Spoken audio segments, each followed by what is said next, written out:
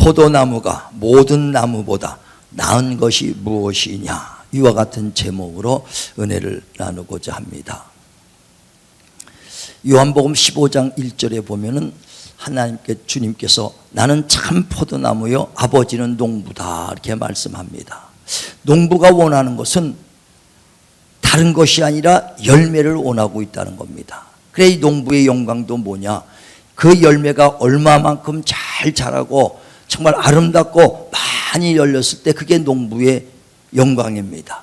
그래, 추수 때가 되면 배, 사과 다 추수하죠. 경매장에 갑니다.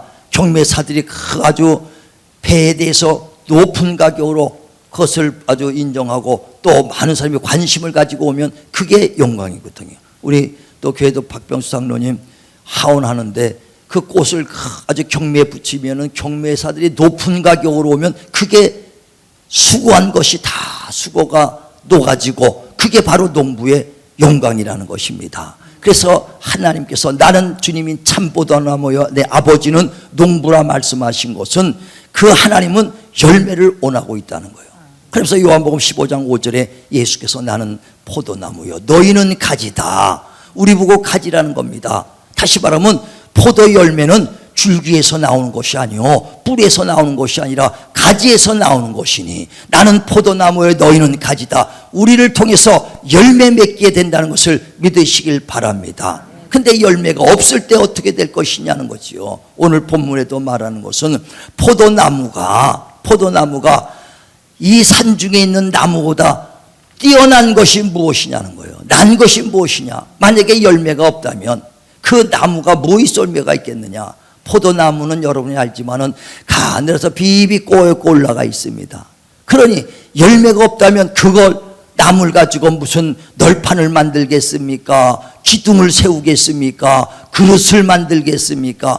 어떤 것도 만들 수가 없는 거예요. 그러면 포도나무가 원하는 것은 오직 귀한 열매, 그 포도 열매 때문에 포도나무가 있는 건데 열매가 없다면 그 포도나무가 이 산중에 있는 나무보다 난 것이 무엇이냐, 오직 땔감으로 쓸 것밖에 더 있느냐. 이것은 바로 우리 이스라엘 백성과 우리 믿는 성도들을 비유해서 말한 것을 깨달으시기를 바랍니다. 그래서 만약에 저와 여러분이 정말 하나님 앞에 열매가 없을 때 이와 같다는 거예요. 땔감으로 버리겠다는 것을 말하면서 성경은 얼마나 열매가 귀한 것을 얘기하죠. 주님이 열매를 얼마나 찾는가를 말하고 있어요. 누가복음 13장 6절에 또 말합니다. 주인이 그 포도나무 그 과시원에 무화과나무를 심어놨어요. 그리고 매년 와서 봅니다. 왔는데도 그 3년째 왔는데도 열매가 없어. 그러니까 그 과수원 지기보고 얘기하죠. 이 나무가 3년째 심었는데도 열매가 없으니 이 나무를 잘라버려라, 이렇게 말합니다. 그때 과수원지기가 주인이여 1년만 더 기다리십시오. 내가 거름을 주고 잘 갖고 봐서 그때 열매가 나오면은 그때 놔두지만 그때 없으면 그때 찍어도 됩니다 하고 1년만 더 그 주인에게 무화과 나무를 찍지 말아달라고 사정하죠. 그것이 곧 우리 성도 같지 않는가. 정말 주님께서 기다리고 우리 열매 맺기를 위해서 기다리고 있는데 가지는 있는데 열매가 없는 가지가 매년 반복된다면 얼마 있을까요? 목사는 그것을 위해서 주여 잠깐만 기다리세요. 내가 잘 양육하겠습니다. 가르쳐서 내년에는 열매가 맺게 하겠나이다. 정말 주여 조금만 기다려 주소서. 그런 심령으로 여러분에게 열매 맺기를 구하고 있다는 것입니다. 정말 열매 맺히는 그런 신앙 같길 바랍니다. 겨울에는요 가지가 똑같이 잎사귀가 다 떨어져 가지고 가지들이 많이 있으니까 똑같은 가지 같은데 모릅니다. 이게 죽었는지 살았는지. 근데 봄철이 되면은요 그 물에서부터 밑에서 뿌리가 나오고 진액에서 큰 물이 올라오면서 가지마다 이제 싹이 나기 시작합니다.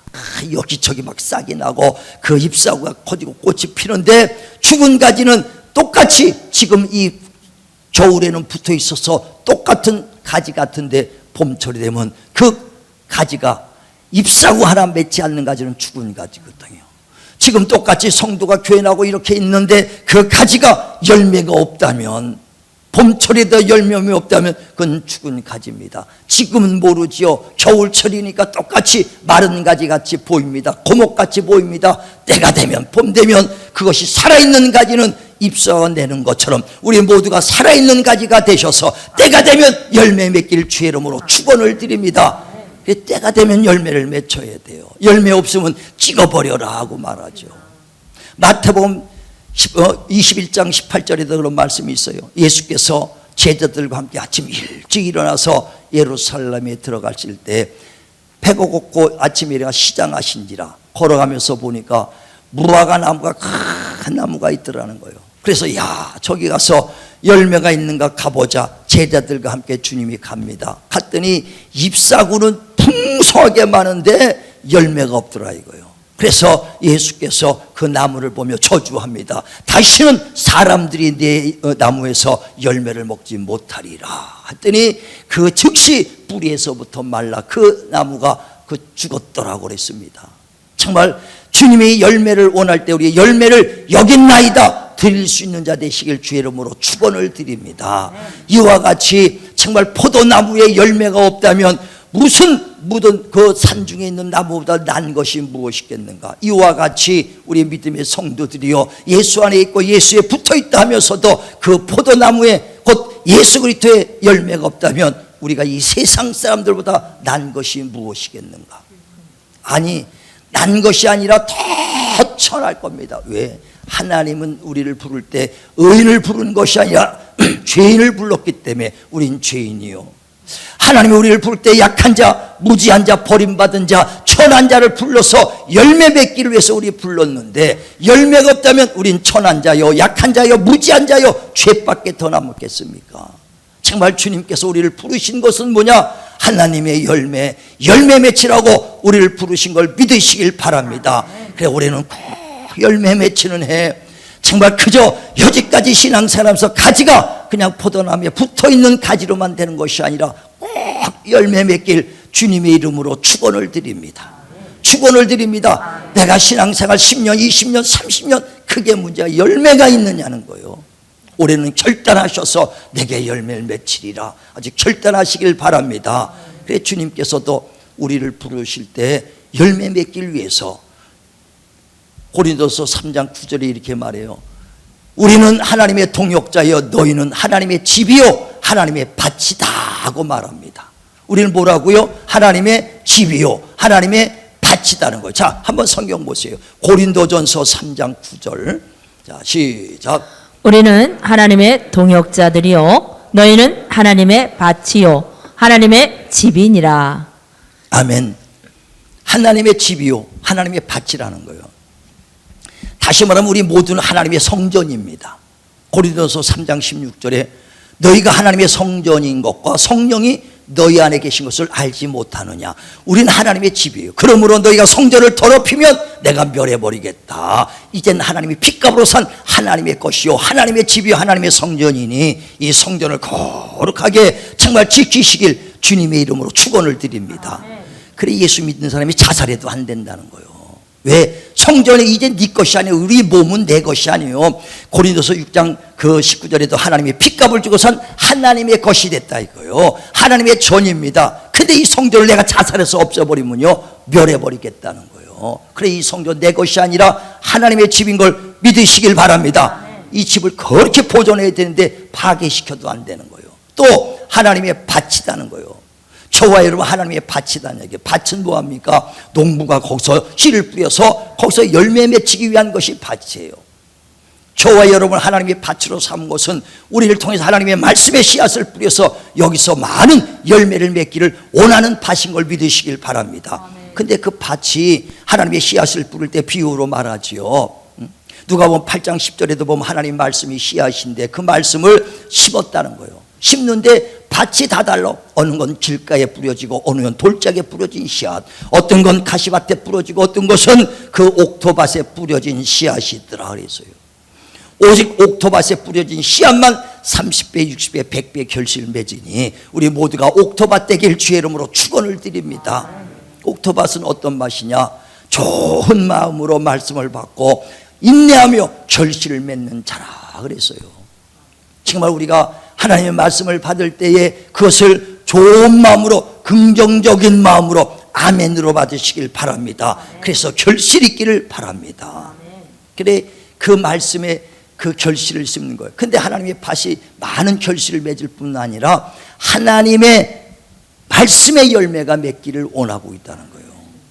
다시 말하면 밭에는요, 콩 심으면 콩이 납니다. 팥 심으면 팥이 나요. 고구마 심었는데 감자 나는 건 없거든요. 그러니까 그 하나님이 말씀을 심으면 심은 것이 낫는데, 말씀을 심었으면 하나님의 치유의 말씀, 축복의 말씀, 능력의 말씀을 심었으면 그 하나님의 말씀의 열매가 맺어지기를 원하고 있다는 것이죠. 그런데 하나님 말씀과 관계없는 엉뚱한 것이 그 열매였으면 그거 뽑아버린다는 거예요. 쉽게 얘기하면 하나님께서 포도나무에 씨를 심었으면 포도나무가 열리고 그 열매가 맺어야 되는데, 포도나무 씨를 심었는데 어디서 날라왔는지 배추가 막 이렇게 자라고 있다 이거예요. 내가 심지도 않은데 배추가 왔네. 그랬는데 그 배추가 얼마나 큰지 무럭 자라가지고 그냥 사람 한 킬 만에 수퍼배가 나왔어요. 배추가.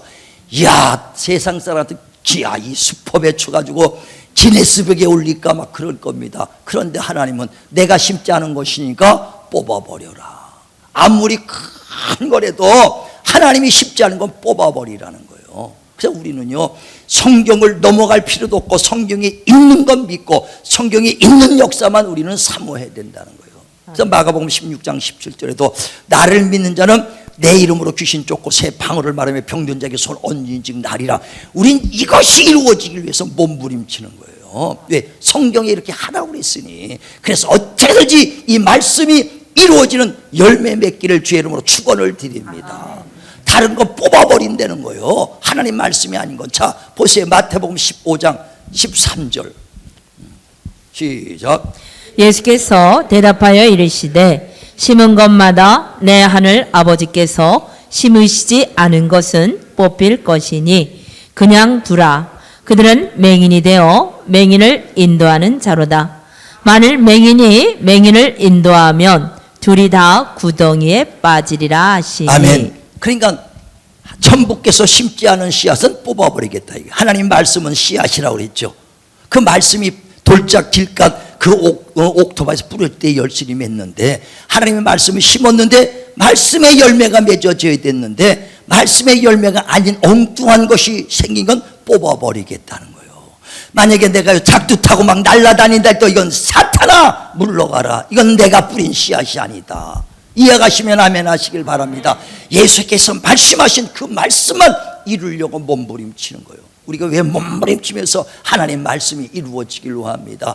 병든 자에게 손이 나리길 기도하는 건 뭐냐? 말씀에 있기 때문에.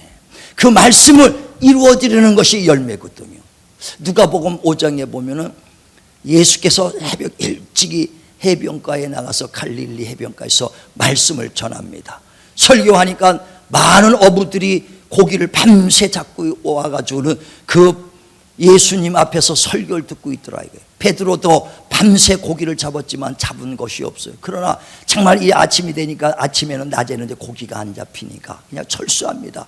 그물을 깨끗이 씻고 베드로도 예수님 앞에 와서 그 은혜의 말씀을 듣는 겁니다. 은혜의 말씀을 듣고 있다가 다 설교가 끝나니까 예수께서 베드로를 보고 말하죠. 베드로야, 고기 잡은 것이 있느냐? 그랬더니 베드로가 없나이다. 내가 밤맞도록 잡았지만 잡은 것이 없습니다 하고 얘기할 때 예수께서 그러면 다시 배를 타고 가서 깊은 곳에 오른쪽에다 그물을 던져라 그랬어요. 베드로가 내가 경험상으로는 낮에는 고기를 안 잡힙니다. 내가 밤새 잡혔다만 우리가 고기 잡은 것이 없는데 오늘은 고기가 없는 날입니다. 할 수 있어요. 왜? 지식과 경험이 몇십 년 동안 낚시했기 때문에. 그러나 깊은 데 가서 오른쪽에 그물을 던져라고 했을 때 말씀에 의지하여 그리 한즉 그물이 찢어지도록 잡혔더라 그랬어요. 바로 이 그물이 찢어지게 잡힌 것은 하나님의 말씀에 의하여 그 그물을 던질 때 잡힌 것이기 때문에 그게 말씀의 열매인 걸 믿으시길 바랍니다. 그러니까 큰 것이 아닐지라도 그물에 그 잡힌 고기라도 하나님의 말씀에 의지하여 잡힌 그 고기는 하나님이 기억된 바 되고 하나님의 열매인 걸 깨달으시길 바랍니다. 만약에 세상에 큰 부자들이 있습니다. 삼성 이건희 회장 수백조 아니 수천조가 있는지 모릅니다. 그 재산이 어마어마하게 갖고 있을지라도 하나님 앞에서는 내 것이 아니 뽑아 버려라. 오직 베드로가 말씀에 의지하여 금을 잡힌 것 그것만 기록된 걸 믿으시길 바랍니다. 그게 열매예요. 그게 열매거든요. 내 힘과 내 능력, 내 지식으로 아무리 부와 명예와 권세를 쌓을지라도 하나님이 기도하고 하나님께 의지하고 말씀에 순종하여 이루어지지 않은 것은 내 것이 아니니 뽑아 버려라. 이해가 가시면 아멘 하시길 바랍니다. 우린 그 열매 맺자는 거예요. 주님의 말씀의 열매. 그래서 요한복음 15장 7절에도 너희가 내 안에 내 말이 너희 안에 있으면 무엇이든지 구하라. 그러면 다 이루리라. 다시 말하면 너희가 내 안에 예수 믿고 내 말이 너희 안에 있으면 그 말씀을 붙잡고 기도하여 말씀의 응답을 받아라. 그것이 열매요. 그것으로 하나님이 영광을 받으리라. 자, 한번 보세요. 요한복음 15장 7절 시작. 너희가 내 안에 거하고 내 말이 너희 안에 거하면 무엇이든지 원하는 대로 구하라. 그리하면 이루리라. 너희가 열매를 많이 맺으면 내 아버지께서 영광을 받으실 것이요 너희는 내 제자가 되리라. 아멘. 그러니까 너희가 내 안에 내 말이 너희 안에 믿어지면은 그 말씀을 붙잡고 기도하고 무엇인지 구하라. 그러면 내가 응답하리라. 이루어지게 하리라. 그게 바로 열매요. 그거 열매로 말미암아 하나님이 영광 받으리라 그랬어요. 하나님은 나는 채찍에 내가 채찍에 맞으면 너희가 나무를 얻었나니 아멘. 그 말씀을 여러분이 마음에 받고 그 말씀 붙잡고 구합니다. 하나님 나 치료해 주세요. 내 병 고쳐 주세요 해서 병든 자가 치료받았으면 그 사람은 그 치료받은 하나님의 열매를 말씀의 열매를 가진 거예요. 그래서 그 열매로 나는 기쁘고 그 열매로 치료받고 은혜를 받았을 뿐이라 그 열매로 하나님의 영광을 받으시는 것입니다. 그런데 내가 병들었는데 기도 없이 내가 약을 먹어서 낫습니다. 예, 그래도 병 날 수 있어요. 그러나 그건 하나님과 영광과 관계가 없다는 거예요. 그래서 작은 거라도 내가 기도해서 정말 치료받은 역사를 경험하면 하나님이 고쳐주셨다. 하나님이 치료자다. 살아계신 하나님이다. 간증하면서 하나님께 영광 돌리게 된 걸 믿으시길 바랍니다. 주님은 그게 열매라는 거예요. 그러니까 너가 내 안에서 기도하라. 말씀에 순종해요. 전부 그걸 옮겨놔라. 옮기라는 거예요. 그게 하나님의 역사거든요. 역사. 축복의 하나님입니다.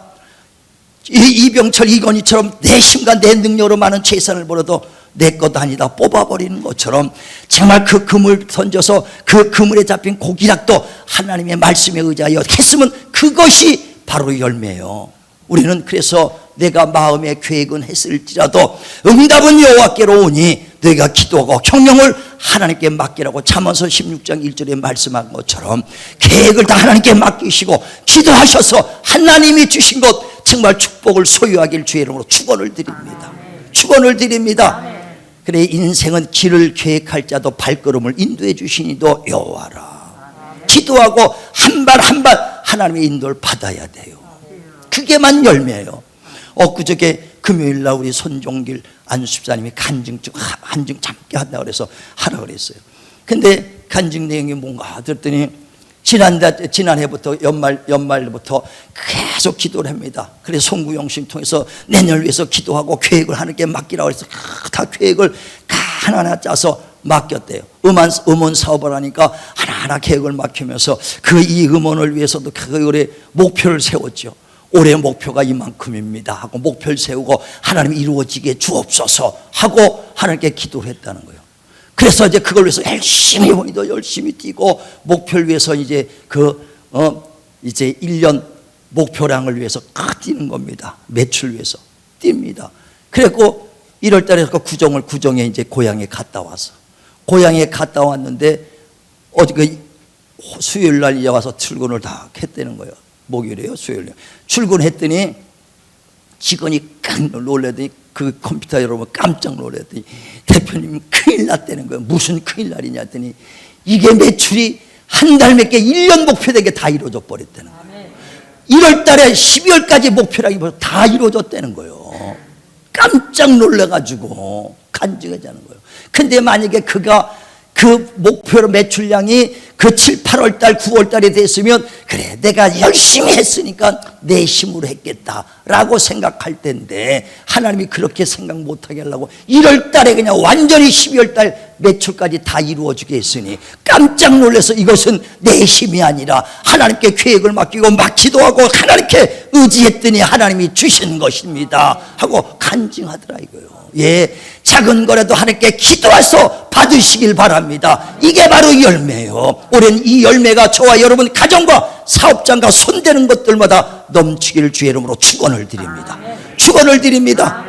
그래 하나님의 그 열매는 다른 게 아니라 하나님의 말씀에 순종하고 심을 때 열어지는 거고 주님의 이름으로 기도할 때 응답받은 게 열매거든요. 열매. 순종하시길 바랍니다. 순종. 그 순종이라는 것은요 그냥 해문되고 말문 많은 것이 아니라 완전히 하나님 말씀 명령으로 받고 반드시 할 것을 말해요. 그래서 복종이라고 말하는 것이거든요. 하나님 말씀을 지배했다고 말하는 것이거든요. 그래서 바울도 정말 내가 알았던 모든 세상의 지식을 다 배설물같이 여기노라. 이는 어찌하든지 그리스도의 종기가 내 안에 머물게 하려 함이니라 그랬어요. 하나님의 종기가 내 안에 머물 수 있도록 내 하나님의 말씀이 나를 지배하고 하나님의 권리가 나 권세가 나를 지배할 수 있도록 내 지식과 이론 다 버려버리고 하나님께 복종하려고 지식을 버려버리고 지배받으려고 했던 것처럼 그게 순종입니다.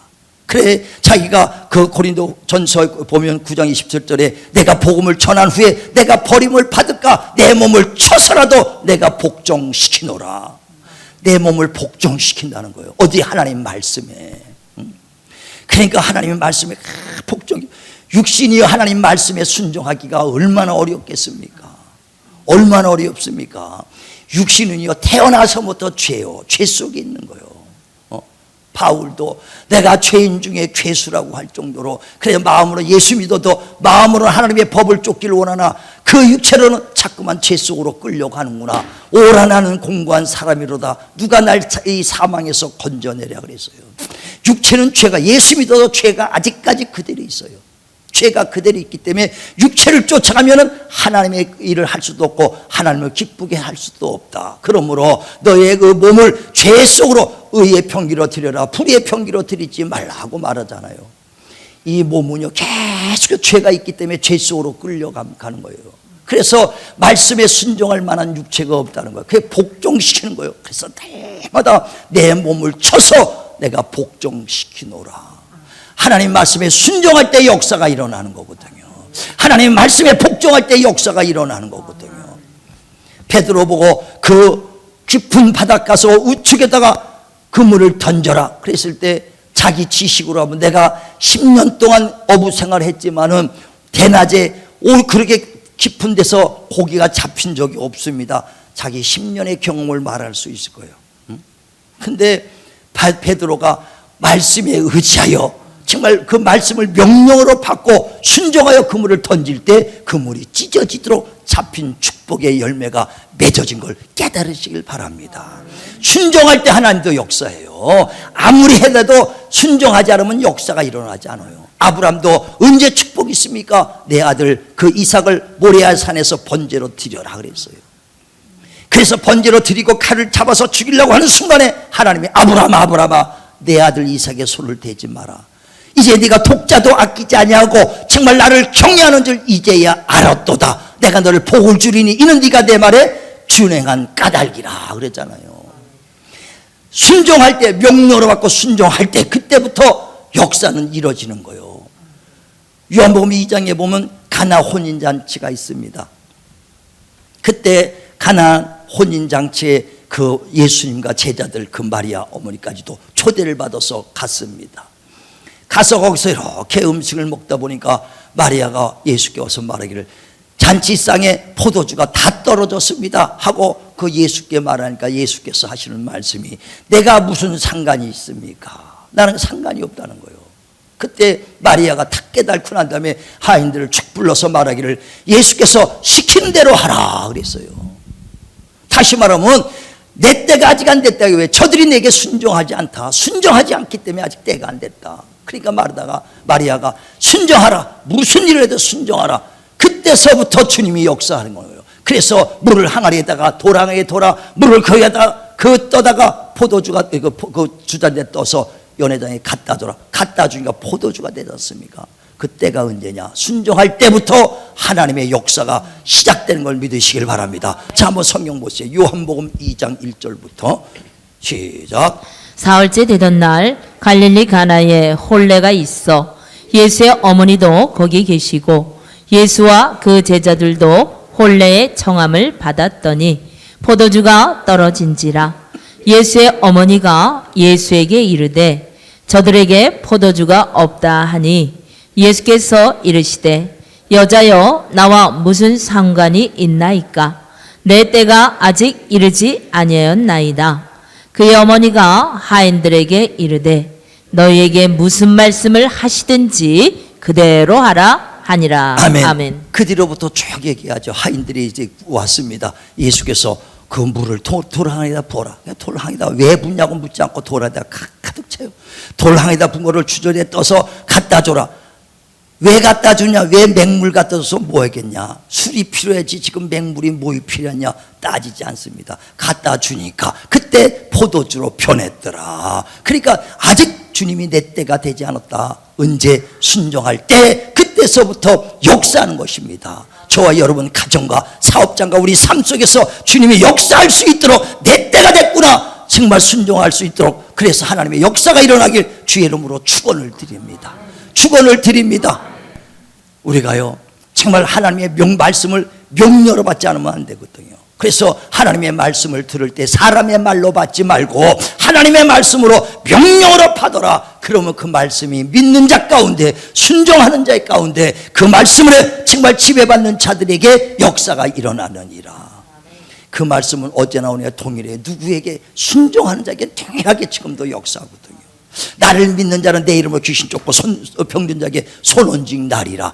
많은 사람이 병들었어도 그렇게 담대하게 믿고 손 얹고 기도하고 병 낫기 위해서 기도합니까? 기도하면 역사는 하나님이 해주신다는 거예요. 우리는 명령으로 받고 병든 자 있으면 손 얹고 기도하시길 바랍니다. 자녀가 병 났으면 기도하세요. 손 얹고 기도하시고 문제가 있으면 여러분 손 얹고 기도할 때 역사는 하나님이 주신다는 겁니다. 그때가 하나님의 때요. 일할 때거든요. 진실로 우리가 하나님에게 돌아가는 것은 뭐냐? 하나님께 내가 명령받겠습니다. 하나님의 지배받겠습니다. 하나님의 내가 종로로 하나님의 정말 종으로서 시키면 뭐든지 하겠습니다. 이게 돌아가는 거예요. 우리가 표로 하나님께 돌아가자 말로 하는 게 어떤 게 돌아가느냐? 순종하러 명령에 그저 복종하러 가겠다는 것이 진정 돌아가는 거예요. 탕자가 아버지의 재산을 가지고 타지에 가서 허랑방탕하고 다 쓰고 빈털터하게 됐습니다.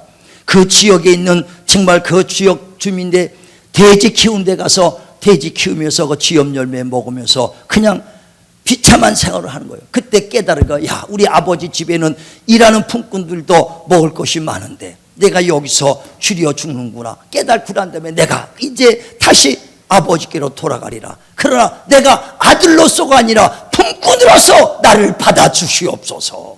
다시 말하면 정말 품꾼이 뭡니까? 명령하면 순종하겠나이다. 그대로 말씀을 내가 순종하고 명령을 받고 따르겠나이다. 이게 돌아가는 거예요. 정말 진실로 올해는 여러분 하나님께 진실로 돌아가셔서 주여 말씀 하나 없어서 내가 순종하겠나이다. 정말 여러분이 그럼으로써 하나님의 열매를 경험하게 되는 것입니다. 정말 올해는 하나님의 말씀을 명령으로 받아 순종하고 지배받아서 정말 그 열매를 맺고 그 작은 열매라도 꼭 맺히길 주의 이름으로 축원을 드립니다. 축원을 드립니다.